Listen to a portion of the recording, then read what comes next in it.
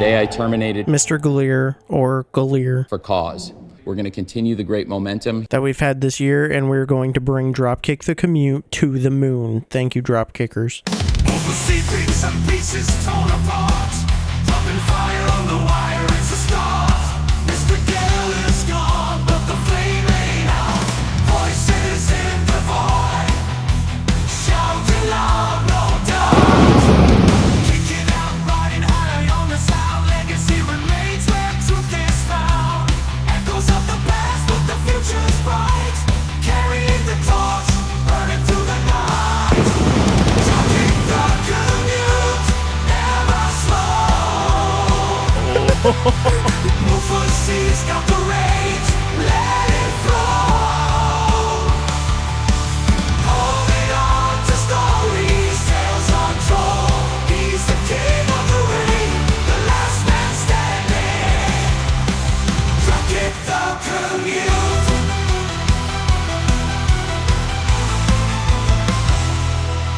Hello and welcome to Dropkick the Commute for January 10th, 2025. It's a new year. That's crazy. We are back to talk about a lot of wrestling news. We've missed a lot of stuff. We've been off for a month, but we're back better than ever. Not how you'd expect, though. Let's address the elephant in the room. Let's talk about it now. Get it out of the way. MrGaleer is no longer with us. Basically, it comes down to time. His podcast takes up a lot of time, and he is focusing on Galeer, the band. So, go check out Galeer on Spotify. Now's your chance. I'll put the link in the description. Go look at it. Go listen. And also, if you are lucky enough to be near a Galeer show, check out his socials. He posts a whole bunch there. You should go see him. It's very fun. But yeah, he's focusing on the band, doing a bunch of other stuff. He enjoys his job now. He's putting a lot of time into that.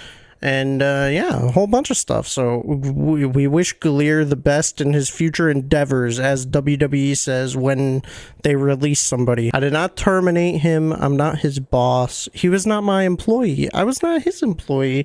And I want to address, because you're going to hear some rumors probably, that it was also, I could keep this, the DTC Intercontinental.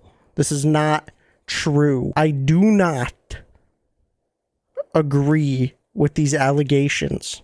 It is in my possession, but that is not the reason. Don't listen to the dirt sheets. But I do wear it proudly. Like so. So, what are we doing from now on? We missed so much. There was AEW World's End. We had the Raw Netflix debut. We had an insane episode of NXT. We had Wrestle Dynasty, the collab show between AEW and NJPW. We had some crazy episodes of Dynamite. Both companies are on streaming services now. There's too much to cover, so I'm going to cover the highlights and what I think is important. I'm going to try to. Also, in future episodes, we're still going to have guests on. And Galeer is also welcome to come on whenever he wants. I told him that he can come on if it feels like coming on one day. Or if something insane happens in the wrestling world and he's like, you know what? I got to talk about this. I got to let my voice be heard. He can come on whenever the fuck he wants. We're going to have on guests. We're going to have a bunch of other videos that I am planning. And we're going to keep the ball rolling. We're going to go crazy on Dropkick the Commute now. But there is one big thing. I don't have a license. I don't drive. You tell me Dropkick the Commute is no longer on the go, no longer on the road? False. That's right, Nugget. To keep your little TikTok brains going, I am driving around in Forza Horizon 5 in the official DTC sponsored car. We're gonna go to the beach over here. So I'm gonna drive around. I'm gonna talk about the hottest wrestling news, and we're gonna see how it goes. This could be a monumental failure, but tell me what you guys think. Tell me if you guys like this.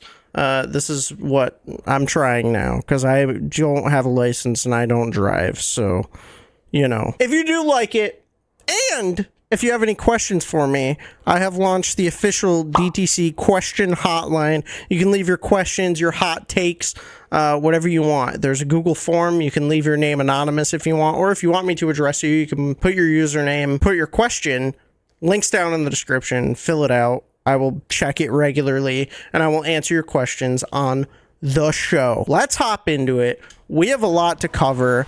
I am going to talk about the most recent stuff first, because that's what's fresh in my brain. So, probably the biggest thing, we had the craziest thing, was the Raw Netflix debut, which the numbers have come out. The show did very well, almost 5 million live globally, which is pretty big. You would think it would be bigger, but it did just move to Netflix.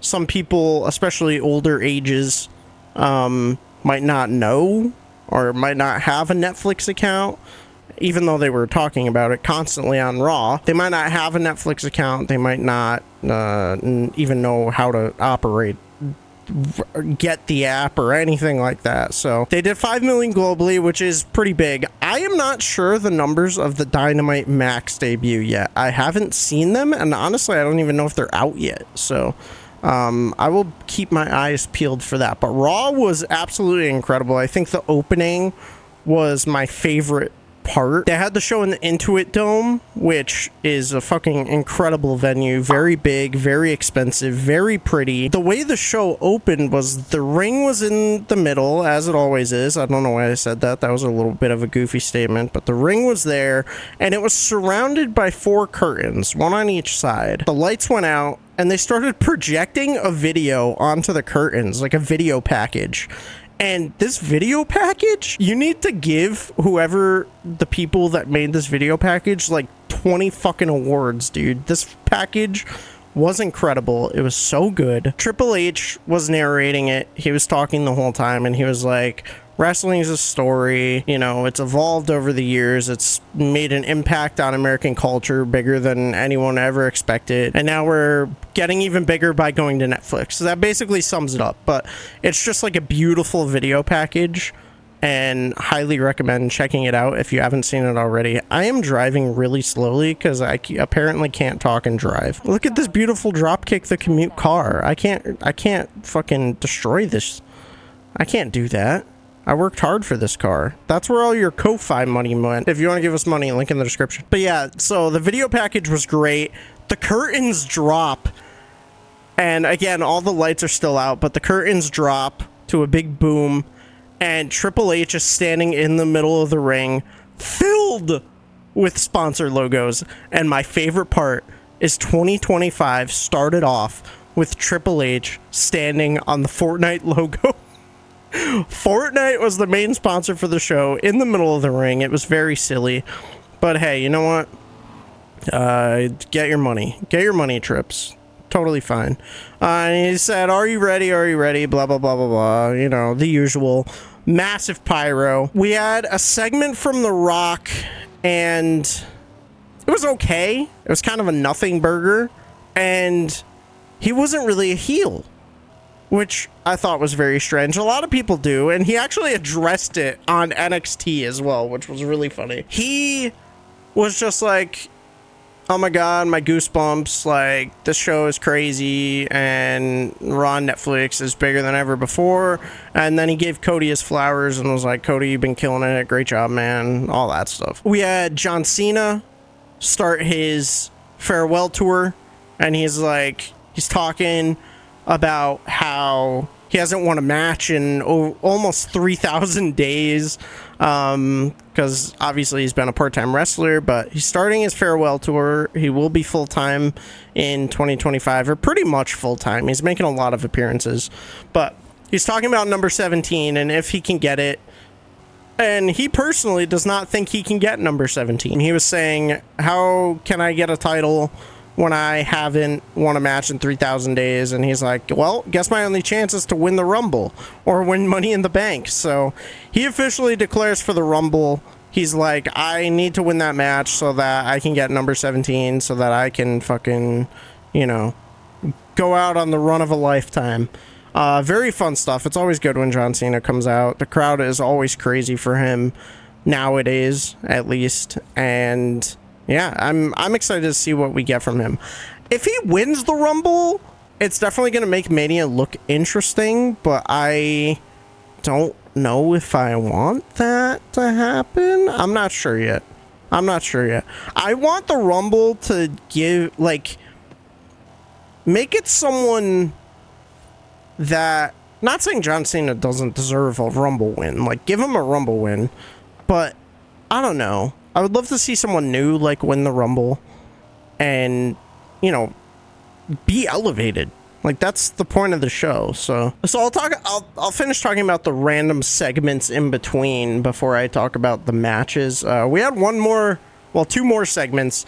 After Rhea Ripley versus Liv Morgan, Rhea was leaving after she won the title, and Undertaker came out, American Badass Taker, drives around the ring on his motorcycle, parks next to Rhea, and then they both put their fists up. And they're like, yeah, Raw on Netflix, baby. Like, it was kind of pointless, but, you know, they got the Undertaker pop, cheap pop. So, you know, you do you. It's fine. He absolutely did not need to be there, but it is what it is. Lastly, Hulk Hogan. Let's talk about Hulk Hogan. He came out, and he was like, hey, brother, I signed a partnership with WWE for Real American Beer, brother. My beer company now sponsors WWE, Raw on Netflix, brother. You guys have always had my back, brother. And as he's saying this, he is getting booed out of the building, dude. Like, these people do not want him there. Fucking getting booed, the boo of a lifetime. And he is visibly getting frustrated. He's like, oh my god. And, you know, I don't know what WWE expected bringing him out there. I don't know if they expected people to cheer for him or what. Of course people wouldn't. I don't know. It was very goofy. I don't know why they had him there. He got booed. It made me very happy. Boo him out of here. Get him out of here. I don't want him on my screen. Never come on my screen again. Thank you, Hulk Hogan. Goodbye. Let's talk about the matches. Main event, CM Punk versus Seth Rollins. I thought it was underwhelming. It was very physical. It was decent. Like, it wasn't a bad match by any means, but I just thought it was underwhelming. And basically, they were just trading finishers back and forth. We got a stomp from CM Punk. We got multiple GTSs from Seth Rollins. And then, of course, they each did their own finisher. And that's how the match ended, as well as 2 GTSs. I saw a side-by-side clip of CM Punk versus Mox when he did the 2 GTSs in a row, like, passed out on him and won the title. That's basically what happened here. So he did a GTS, did another one, and, like, fell on top of him. Again, I thought it was an underwhelming match for the most part, but it wasn't bad at all. Like, it wasn't a bad match. I wasn't bored, but I was just like, it is what it is. Like, it's fine. If it was on a pay-per-view, if it was on a PLE, I have no doubt they would have delivered. And I'm sure this feud's gonna keep going. WWE lately has been obsessed with the best of 3 matches and such. So we'll probably get it soon. We'll get a rematch at least. I am already at the beach. This map is smaller than I thought it was. All right, let's just drive across the map again. A different way. Let's go here. Okay. Fun. Where does it want us to go? It wants us to go to the same part. Okay, we're gonna drive up the coast more. Rhea Ripley versus Liv Morgan. I really liked this match. Very good showing from the both of them. I was not expecting at all Rhea to win this. And that's exactly what we got. Rhea got the title back, and it was kind of crazy. It was a good match, and I don't know what the fuck is gonna happen with Judgment Day after this. Like, Judgment Day has been a mess for a while, so it'll be interesting to see, because they don't have any gold right now at all. So, like, what is Judgment Day gonna do? How are they gonna deal with the loss? I feel like we're gonna keep getting a lot of the thing that they do on Raw where they're like, oh my god, here's the plan, we need to do this, we need to do this, and then none of them listen to each other and the plans go awry and they don't get their revenge or anything like that. So we're gonna see what happens there. But yeah, Rhea is now the women's world champion once again. She got her title back that she never lost. We're gonna see what happens with Rhea. Hopefully we get some banger matches out of this. I feel like we need a really good Rhea run here. Even MrGaleer, I was friend of the show, Mr. Galeer. He said he was kind of done with the Rhea. He hopped off the Rhea train, and I kind of agree, but at the same time, like, I don't know. I still like Rhea, but the hype has definitely died down. It is not as big as it was before, so I feel like she needs a really good run here. She needs some really, really good matches to defend that title, and she's probably just gonna be in a live feud again for a long time. So I don't know. I hope that's not the case. I hope we have some good matches with some good people out of this. Jey Uso had my favorite entrance that he has had so far. He came out with Travis Scott. Travis Scott was smoking a joint. I think why this was my favorite entrance is because of the drone shots that they had. They had so many drones at the Intuit Dome. Like, you see them flying around throughout the show while they're wrestling. I'm sure we're going to get some crazy social media clips out of this, but they went all out for this show. They made it feel really big, and the drone shots helped. Like, they were fast, they were energetic. It showed how big the crowd was. It showed how insane the crowd was. And also, on top of this, we got a very funny clip of Michael Cole and Pat McAfee on the commentary table yeeting to Jey Uso. Also, the commentary tables now, that shit does not break, dude. Like, those commentary tables are solid. Solid as hell. I feel like you need Braun Strowman to, like, fall through it for it to actually break. Lastly, the first match of the show, we had Tribal Combat. We had Roman Reigns versus Solo Sikoa. This was fine. I feel like they tried to emulate the Tribal Combat from, not Tribal Combat, but the Bloodline Rules from Mania. Because they had all these people come out. You know, they had Sami Zayn come out. They had Kevin Owens come out. They had Cody Rhodes come out. They had the Tongans come out. They had Jacob Fatu come out. Like, I feel like they tried to emulate it, but the hype was not there. But it was a very good match between Roman and Solo. Like, I don't know, they added all these people in, and I feel like they could have just attempted to put on a fucking banger of a match, because you have Roman Reigns and Solo Sikoa. Like, they can very well do it. They can easily do it. So I feel like they kind of relied too much on the rest of them, and they were, to me it felt like they were trying to just do Mania again. But I don't know. Overall, it was solid. Roman Reigns, once again, the tribal chief. The Bloodline saga will be very interesting now, because a couple months ago, we had Solo tell, like, the Tongans and Jacob Fatu, like, yo, if Roman ever gets the Ulafala back, like, you need to acknowledge him. So it'll be interesting to see what happens on SmackDown, actually tonight.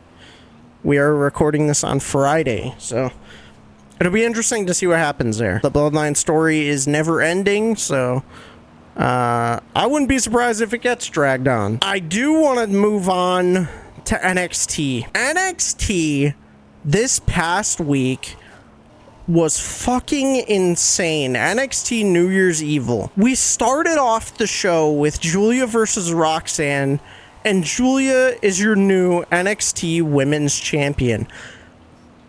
Insane. Banger match. Very good.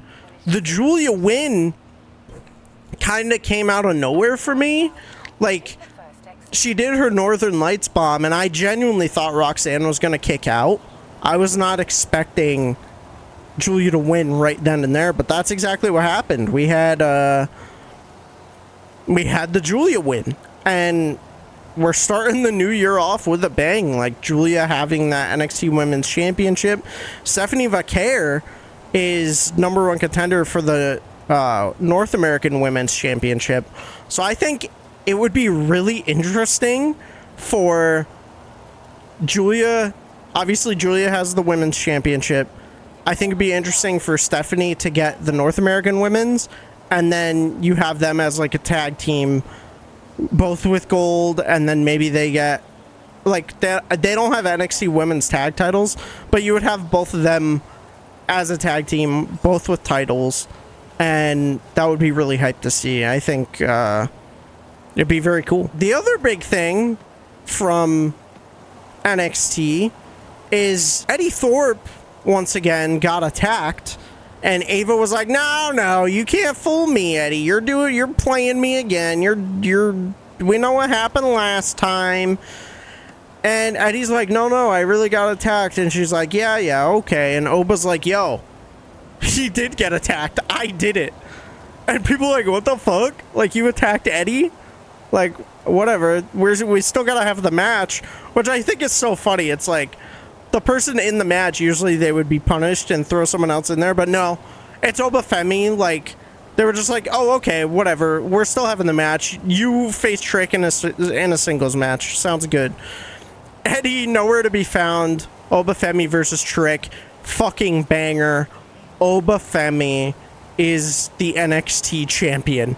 So we have 2 new champions on NXT. Technically 3, because we also had the Heritage Cup change hands twice. Lexis King is the Heritage Cup champion, so I forgot about that. I forgot to mention that, which is fucking crazy. Like, we have new champs across the board, all over the place. NXT, absolute banger. I'm excited to see what happens. They've been cooking, man, ever since Black and Silver CW debut. Like, NXT has been absolutely cooking, and I've been loving it. So I'm really excited. Next week on Raw, we are having the finals for the Women's Intercontinental Championship. In the finals right now is Dakota Kai and Lyra Valkyria, which I believe I called on the podcast a month ago. I believe I wanted those 2 in the finals, so that's really exciting. I think that's going to be a banger. I just truly don't understand why they didn't have it on the debut episode. We did not need Sammy and Drew to necessarily happen on the debut. That match was okay. Like, it wasn't anything crazy.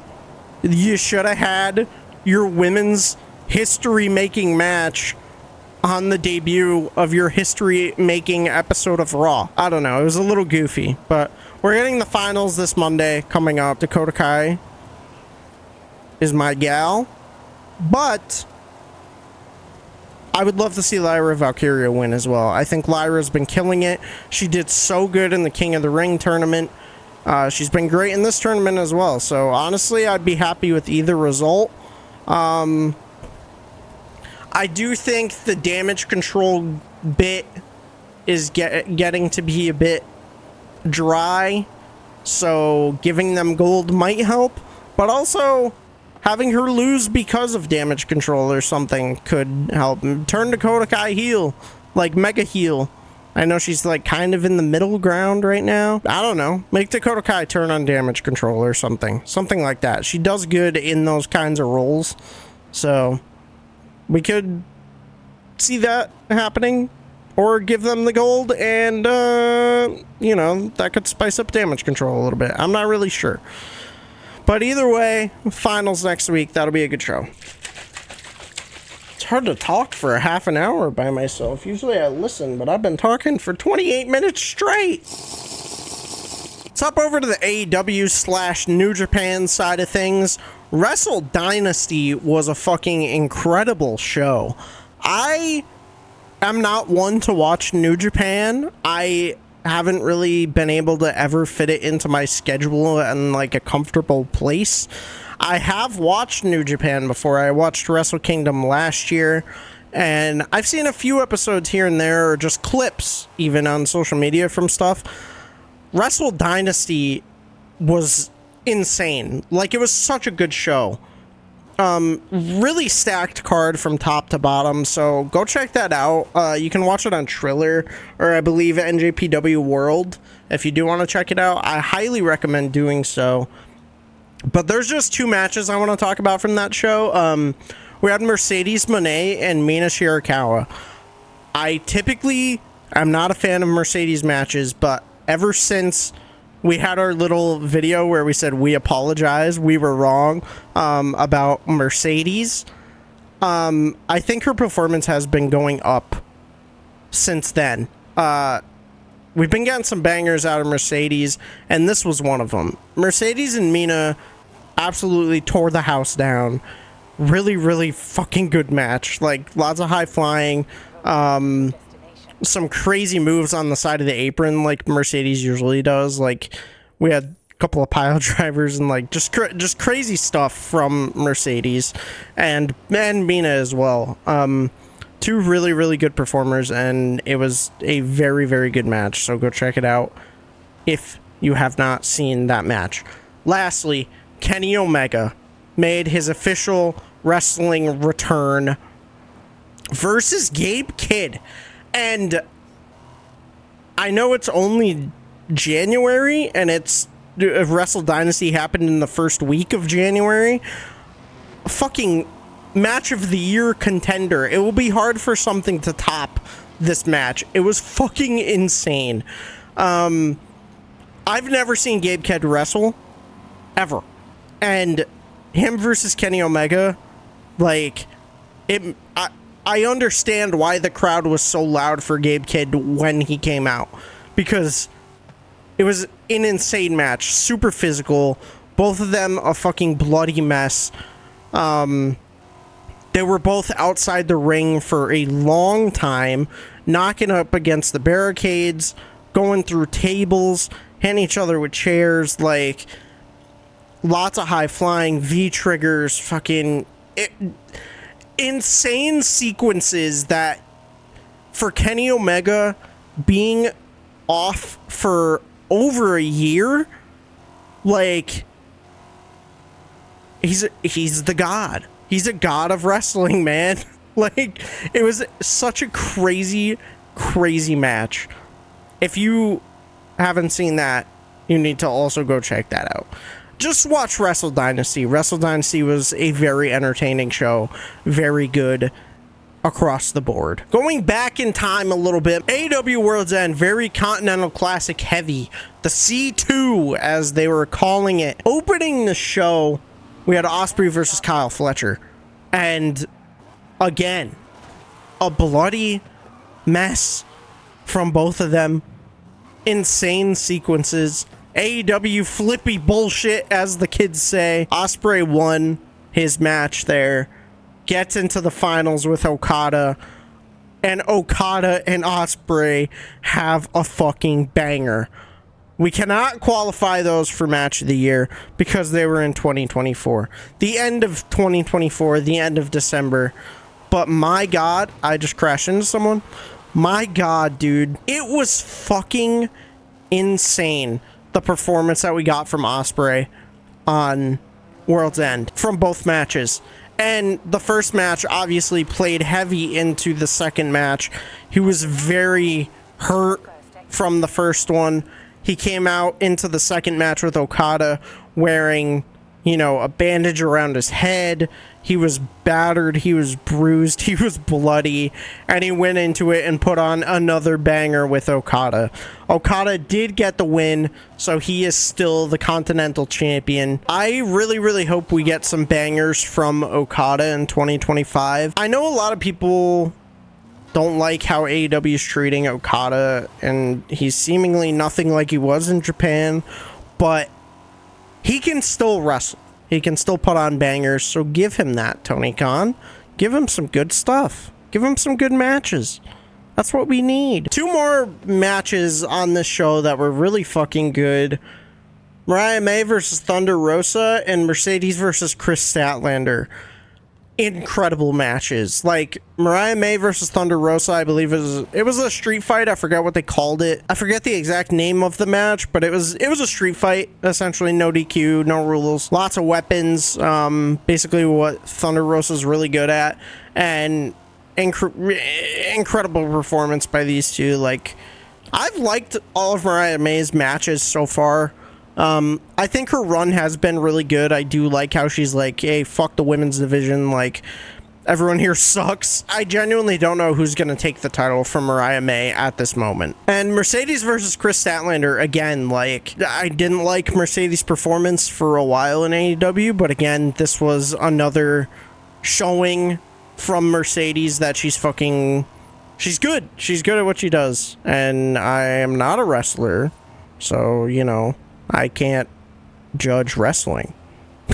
I simply share my opinions. If I don't like it, then I don't like it. But if I do like it, and in this case I did, I will say I liked it. And I gotta say, man, good match. Mercedes versus Chris Statlander 2 is, in fact, the longest women's match in AEW history at, I want to say, like 24 minutes or something. Other big news from World's End, obviously Mox retains in the Fatal 4-Way. That was a crazy match. Death Riders is not really doing it for me because there's no reason still. It's just, this is bigger than you. You don't understand. You're never going to understand. I can't give anyone else the title. I need to hold it because this is bigger than AEW. It's bigger than any of you. Okay, give me the why. Why? What's happening, Mox? Tell us. Like, tell us what's going on, brother. After the match, we got the return from the Rated R Superstar, Adam Copeland. Edge has made his return once again from his broken foot. He is back. He cut a little promo at the end of the show, and he was like, Mox, I was doing this longer than you before you even had pubes and shit like that. Now Edge is officially back. He's been on Collision, he's been on Dynamite, and he is now going by the Rated R Superstar Cope. Not a fan, but it is what it is. Curious if he picked that name. He is the Rated R Superstar Cope. So we have to cope with the fact that his name is now Cope. And it's a bit silly. I have driven around the whole map, so I'm not going to drive anymore. AEW Dynamite from this week, pretty solid episode. We had the Casino Gauntlet, #1 contender for the AEW World Championship, and we had Powerhouse Hobbs win that. I think Hobbs is a great choice for this. They do have history, like him and Mox, him and the Death Riders, so this is really good to see. I'm happy with this, and we're getting Hobbs versus Mox next week at Maximum Carnage, which, whenever I think of Maximum Carnage, all I think of is the video game. The Spider-Man game on the Super Nintendo. That's what I think of. Nugget, you're standing on my keyboard, brother. That game was sick. It had a red Super Nintendo cartridge, and it was absolutely fire. Very good video game, but we're getting that at Maximum Carnage next week. Also, I just want to talk about the Dynamite experience on Max. I think having it on Max is so good. Like, I'm glad they made the move to that. I'm very happy with Max so far. And they have all of year one on there. So if you haven't seen any of AEW from 2019, which I haven't seen any AEW from 2019, I might go back and watch very soon here. But they have all 4 pay-per-views and all of year one from AEW in there. And obviously they have the most recent stuff as well. So the good thing about Max is as soon as the show is done airing, you can watch it. It's on there. You go to it, you can skip through the ads if you want. There are ads live, and there's ads on Netflix as well for WWE, but you can skip right through them. So very happy with the Max experience so far. Fight for the Fallen was a pretty decent show. We had Cope's first match back with FTR, and they are going by Rated FTR, which I love.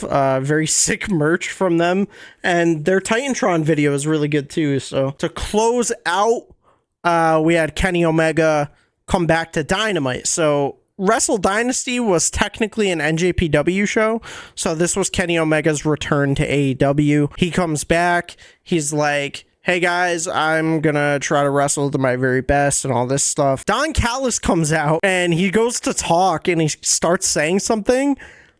He goes, oh, and then Kenny Omega sprints towards Don Callis and fucking tackles him to the ground, starts to beat the shit out of him. Callis family comes out and they start beating up Kenny, and Brian Cage gives Kenny Omega a big ol' punch to the tummy, right in the diverticulitis. Kenny Omega is fucked up. They bring him to the ring. They start beating the shit out of him. And curiously enough, Will Ospreay comes to the rescue. Obviously, they had a big feud in New Japan, and they are maybe going to revive it. I would love to see that. I think those are your two biggest stars in AEW, Will Ospreay and Kenny Omega. They are the two biggest stars in AEW. They get the most pop. They are the most entertaining. Put them in some matches. Get them going. I would love to see it. And we are getting Kenny Omega versus Brian Cage next week at Maximum Carnage. So we'll see Kenny Omega in an AEW ring for the first time in a very, very long time, which is very exciting. I'm super hyped. I am also super hyped to end this show because, 45 minutes, that's crazy by myself. I think I did a pretty good job if you guys liked it. If you guys liked this new concept of me driving around in a video game aimlessly while talking about wrestling, let me know. Leave a comment down below. Once again, we do have the question hotline. So if you have any heated questions for me or hot takes, leave them down. Link in the description. And thank you guys for watching the first episode of season 2 of Dropkick the Commute. Wish Galeer your best well wishes. Again, no bad blood between me and Galeer. It was time for him to depart, and he is going to do very, very great things in Galeer the Band. And go listen to him on Spotify. Link in the description. Go, go, go. I will see you very soon. I know I didn't cover everything in this episode. I missed a lot. We had a month off. So once we get back into the grind here, I will be able to cover a lot more. Let me know what your favorite part was from the past month, from any show. I will see you guys next time. And don't forget to dropkick your commute. The Commute. Dropkick the Commute. Bye.